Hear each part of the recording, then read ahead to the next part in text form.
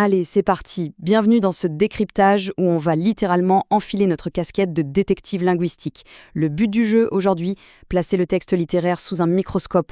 On va chercher à comprendre la matrice cachée derrière chaque mot et surtout comment le langage façonne nos émotions de toutes pièces. Parce que oui, la littérature, ce n'est pas de la simple lecture, c'est de la véritable ingénierie émotionnelle. Au programme de cette exploration, un petit voyage fascinant en 5 étapes. On va commencer par les fondations du texte, puis le pouvoir des mots, la construction du sens, le texte dans son contexte, et on finira en beauté avec la dimension sociale. On y va ? Première partie, les fondations du texte. Si on règle notre microscope sur le grossissement maximum, on tombe sur la phonétique et la morphologie. C'est vraiment la brique de base, le plus petit élément d'une œuvre. On a souvent tendance à croire que lire, c'est juste absorber une histoire, suivre une intrigue. Mais pas du tout. Les auteurs utilisent des sons super spécifiques pour déclencher chez nous des réactions viscérales. Et ça, bien avant que notre cerveau n'ait eu le temps de comprendre ce qui se passe dans l'histoire. Prenez ce célèbre vers de Jean Racine. C'est dingue, non ? Cette fameuse répétition de la consonne S, ce qu'on appelle une allitération, elle n'est absolument pas là pour faire joli. Elle agresse presque l'oreille. Elle imite physiquement le sifflement du reptile. Et bon, ça crée un sentiment de danger immédiat. L'image se forme dans notre tête juste par le son. Bon, si on dézoome juste un tout petit peu pour regarder du côté de la morphologie, c'est là qu'on réalise que les écrivains ne piochent pas des mots au hasard. Ils les construisent, pièce par pièce, comme de minuscules architectures émotionnelles. Observons un peu cette phrase de Flaubert. La mécanique derrière ça est redoutable. On prend une racine hyper positive, en chant, qui évoque l'émerveillement, la magie, et paf, on lui colle mécaniquement un préfixe négatif, des. Résultat, l'auteur capture en un seul mot, de façon magistrale, la transition tragique de la joie à la déception totale. Le sens bascule juste par la construction du mot. Ce qui nous amène directement à notre deuxième partie, le pouvoir des mots. C'est le moment d'explorer la lexicologie et la sémantique, là où le vocabulaire devient un véritable ancrage émotionnel. Le truc absolument crucial à retenir ici, c'est qu'un mot qui revient sans cesse dans un paragraphe, c'est jamais un accident. Si un auteur nous parle d'un vent qui arrache des feuilles au milieu d'une tempête qui hurle, c'est un coup de pinceau hyper délibéré. Il est en train de peindre, sous nos yeux, une atmosphère de fragilité totale face à une nature complètement hostile. Et en sémantique, il faut bien se dire que les mots voyagent avec d'énormes bagages invisibles. Un nom aussi banal que nuit, eh bien, ça signifie rarement juste l'absence de lumière. De façon presque subliminale, ça fait entrer en douce des sentiments d'isolement, de peur ou d'angoisse. Il faut toujours lire au-delà du dictionnaire. Et la métaphore dans tout ça, c'est magique. Quand Marcel Proust compare une maison à un nid, l'auteur nous injecte en un clin d'œil des dimensions de petitesse, d'intimité absolue, de sécurité. Pas besoin de 3 pages de description ou de longs adjectifs, la métaphore fait tout le boulot émotionnel à elle toute seule. Allez, on continue de dézoomer.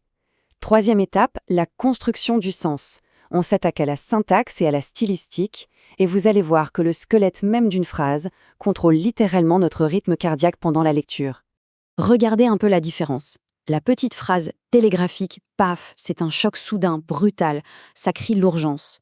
À l'inverse, la phrase tout en longueur, elle nous impose un effet de ralenti, un vrai travelling de cinéma hyper contemplatif. La ponctuation et la longueur des mots dictent la vitesse du temps dans notre propre esprit. Bien sûr, la stylistique joue un rôle colossal. C'est là que les auteurs tissent leur figure de style directement dans la structure. C'est leur empreinte digitale laissée sur la page, celle qui fait qu'on les reconnaît entre mille. Ce combo d'hyperbole et de métaphores, par exemple, il nous accroche instantanément. Réduire toute une capitale à une simple « fête », c'est une exagération incroyable qui montre comment le style d'un auteur peut métamorphoser une banale donnée géographique en une émotion électrique et super vivante. On recule encore un peu la caméra. Quatrième partie, le texte en contexte. On quitte la grammaire pure pour entrer dans la cour des grands, là où le langage percute le monde réel des interactions humaines, la pragmatique et l'énonciation. La pragmatique nous apprend un truc fascinant. Le sens, le vrai sens, il n'est pas dans le dictionnaire.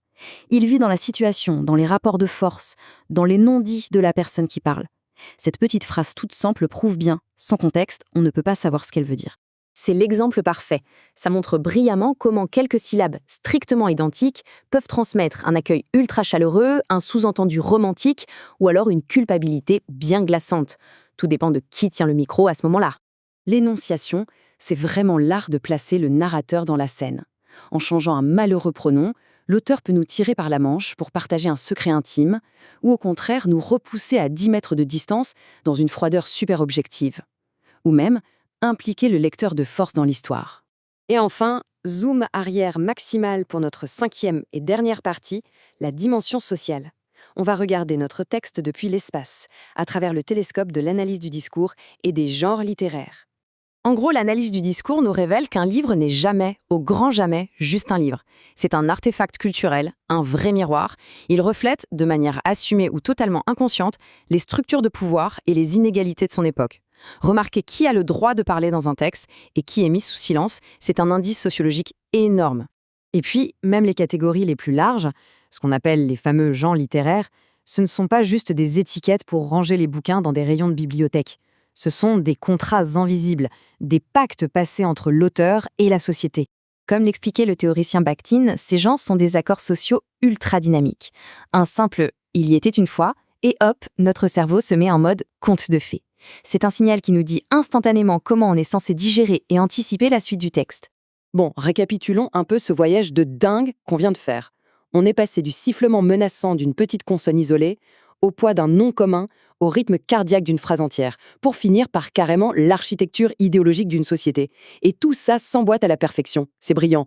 Au final, ça nous laisse avec une vraie question en suspens. La prochaine fois qu'un grand livre, ou n'importe quel texte, nous prendra aux tripes, on sera bien obligé de se demander quel petit rouage linguistique secret tournait en coulisses pour fabriquer ce sentiment-là à la seconde près. Et c'est exactement ça qui rend la lecture infiniment fascinante.